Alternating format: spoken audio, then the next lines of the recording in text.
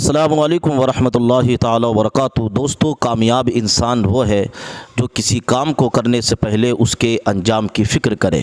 साथियों, इंसान घर बदलता है, इंसान लिबास बदलता है, इंसान रिश्ते बदलता है, इंसान दोस्त बदलता है, लेकिन वो फिर भी परेशान क्यों रहता है? उसकी वजह यह है कि वो अपने आप को नहीं बदलता। जिस दिन वो अपने आप को बदल लेगा उस दिन सारी परेशानियां दूर हो जाएंगी। ना घर बदलने की ज़रूरत पड़ेगी, न रिश्ते बदलने की ज़रूरत पड़ेगी, न लिबास बदलने की ज़रूरत पड़ेगी, न दोस्त बदलने की ज़रूरत पड़ेगी। साथियों, ज़िंदगी का एक उसूल है, अगर इसे आजिज़ी से गुजारोगे तो कामयाब हो जाओगे, और अगर अकड़ कर गुजारोगे तो ज़िंदगी में नाकाम हो जाओगे।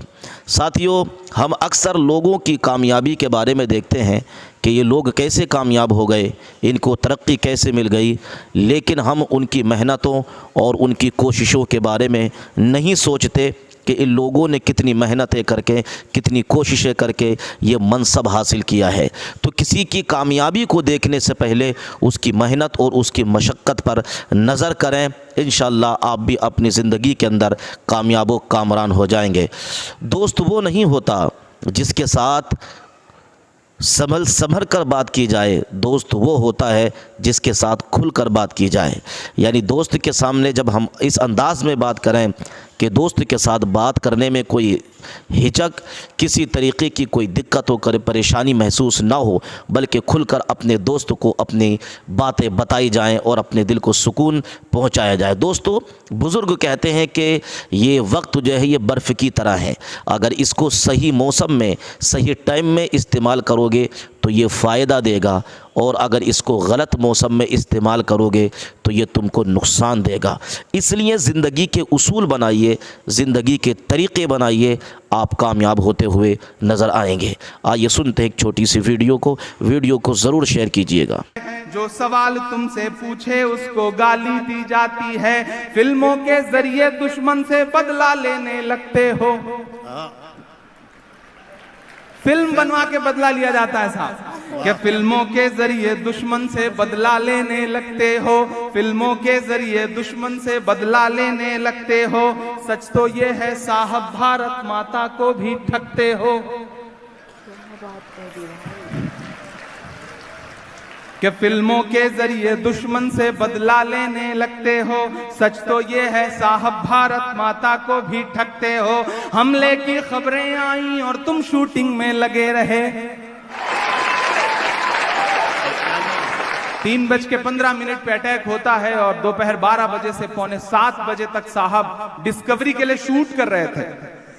मैं मिसरे पढ़ता हूं, अगर सच्चे लगे और ये लगे कि इस दौर का सबसे तीखा और कड़वा सच है और कोई बोलने की हिम्मत कर रहा है, तो कुछ ना करें तो कम से कम मेरा साथ जरूर दें। मैं पढ़ता हूं और आपसे दुआएं मांगता हूं कि हमले की खबरें आई और तुम शूटिंग में लगे रहे। हमले की खबरें आई और तुम शूटिंग में लगे रहे। घड़ियाली आंसू पर भी तुमको ताली दी जाती है। जो सवाल तुमसे पूछे उसको गाली दी जाती है। फिल्मों के जरिए दुश्मन से बदला लेने लगते हो। सच तो ये है साहब, भारत माता को भी ठगते हो। हमले की खबरें आई और तुम शूटिंग में लगे रहे। हमले की खबरें आई और तुम शूटिंग में लगे रहे। तुमने रैली संबोधित की और इधर रत जगे रहे। तुमने रैली संबोधित की और इधर रत जगे रहे। वो जो पाकिस्तान को लाखों डॉलर देकर आया था। मैंने अपनी जिंदगी में आदरणीय प्रधानमंत्री जी को इतना ठहाका मार के हंसते कभी नहीं देखा जितना प्रिंस सलमान को रिसीव करते वक्त वो हंस रहे थे। मैंने कभी नहीं देखा, और वो भी अटैक के महज 4-5 दिन बाद। मैं मिसरे पढ़ता हूं, अगर लगे कि एक जो बेहिसी है उसे उजागर करने की हिम्मत की एक शायर ने, तो मुझे आपका साथ मिले। मैं पढ़ता हूं कि फिल्मों के जरिए दुश्मन से बदला लेने लगते हो। सच तो ये है साहब, भारत माता को भी ठगते हो। हमले की खबरें आई और तुम शूटिंग में लगे रहे। हमले की खबरें आई और तुम शूटिंग में लगे रहे। तुमने रैली संबोधित की और इधर रत जगे रहे। वो जो पाकिस्तान को लाखों डॉलर देकर आया था, वो जो पाकिस्तान को लाखों डॉलर देकर आया था। बाहें फैलाकर उसको क्यों तुमने गले लगाया था, बाहें फैलाकर उसको क्यों तुमने गले लगाया था। देश की आंखें नम थी और तुम थे मशगूल ठहाके में, देश की आंखें नम थी और तुम थे मशगूल ठहाके में। राजनीति का हुआ मुनाफा तुमको हर एक धमाके में, राजनीति का हुआ मुनाफा तुमको हर एक धमाके में, राजनीति का हुआ मुनाफा तुमको हर एक धमाके में। झूठे आंसू और झूठी बेहिसी कहां से लाते हो, जनता पूछ रही है ये बेबसी कहां से लाते हो, जनता पूछ रही है ये बेबसी कहां से लाते हो। तुम्हें शहादत के बदले में सिर्फ सियासत प्यारी है। अगला मिसरा सच लगे तो अब तक जिन्होंने हाथ नहीं खोला उनका भी हाथ खुले। मैं कसम देता हूं आपको कि तुम्हें शहादत के बदले में सिर्फ सियासत प्यारी है। सैनिक की लाशों पर भी वोटों की चाहत भारी है, सैनिक की लाशों पर भी वोटों की चाहत भारी है। झूठे आंसू और झूठी बेबसी कहां से लाते हो, जनता पूछ रही है ये बेहिसी कहां से लाते हो। तुम्हें शहादत के बदले में सिर्फ सियासत प्यारी है, सैनिक की लाशों पर भी वोटों की चाहत भारी है। दिल्ली से जम्मू तक में सरकार बताओ किसकी है, जो बस से टकराई थी वो कार बताओ किसकी है, जो बस से टकराई थी वो कार बताओ किसकी है। दिल्ली से जम्मू तक में सरकार बताओ किसकी है, जो बस से टकराई थी वो कार बताओ किसकी है।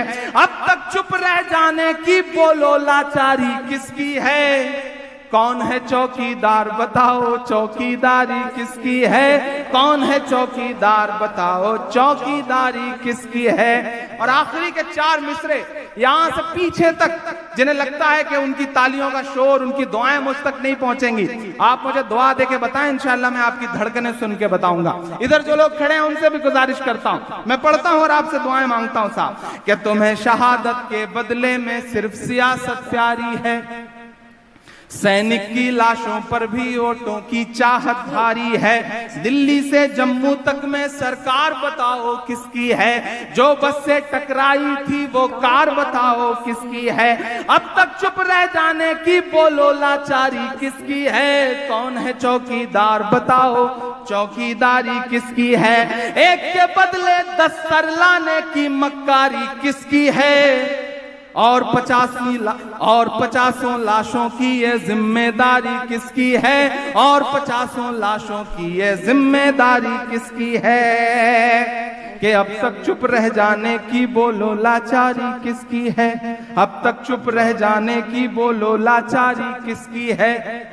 कौन है चौकीदार बताओ चौकीदारी किसकी है, एक के बदले 10 सर लाने की मक्कारी किसकी है, और 50 लाशों की ये जिम्मेदारी किसकी है। आखिर तुम किस दिन समझोगे मेरे दिले बर्बाद का गम, जिसके कोई औलाद नहीं वो क्या जाने औलाद